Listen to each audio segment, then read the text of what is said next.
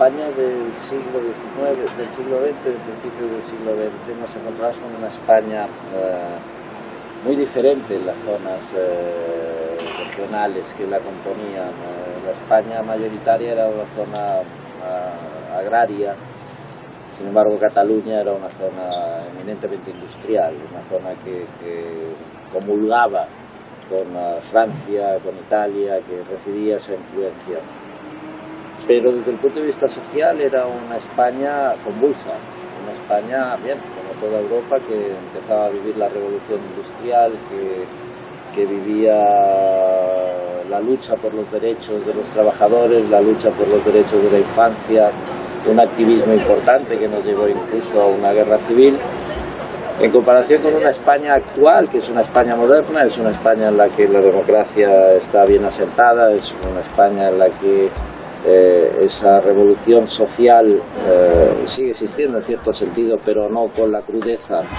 del siglo XX y no con los resultados que conllevaron esa revolución del siglo XX.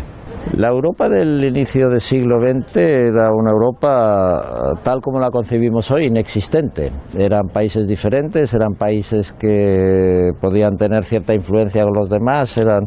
una Europa que terminó con 2 guerras mundiales catastróficas, ¿no? Era una Europa más endogámica. Yo creo que ahora hemos saltado a un concepto de Europa universal, a un concepto de Europa en la cual nos vemos todos incluidos, un concepto de Europa en la cual colaboramos todos para hacer grande esta supranación que hemos constituido y que creo que beneficia culturalmente y económicamente y políticamente a todos los países. La pobreza del principio del siglo XX era tremenda por una simple razón, porque vuelvo a decir que estaba en una época de revolución industrial, en una época en la que los salarios eran míseros, en una época casi de explotación, o casi no, de explotación laboral del obrero. Pero la gran diferencia, creo yo, entre la pobreza de entonces y la pobreza actual es la conciencia social. En aquel momento la conciencia social era una conciencia que se limitaba a la beneficencia por parte de la Iglesia,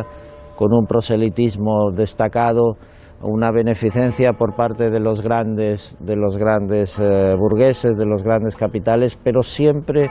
dirigida a controlar al obrero, a controlar al que sufría esa pobreza. Yo creo que hoy la sociedad es mucho más solidaria, yo creo que hoy la sociedad no intenta mediatizar al humilde, al pobre, y sin embargo le ofrece unos recursos que entonces no existían. La locura cultural de inicio de siglo fue una explosión de fantasía, una explosión de magia, como lo podemos ver en los edificios que nos rodean, sobre todo en la época del modernismo, que es en ese principio del siglo XX. Barcelona, España y el mundo entero vivió esa locura de creatividad, esa locura de modernismo, de apertura, de la inexistencia de trabas a la creatividad. Hoy persiste quizá esa creatividad, desde luego, y existe una locura creativa también, por supuesto, pero en muchas ocasiones mal determinada. Por lo menos hay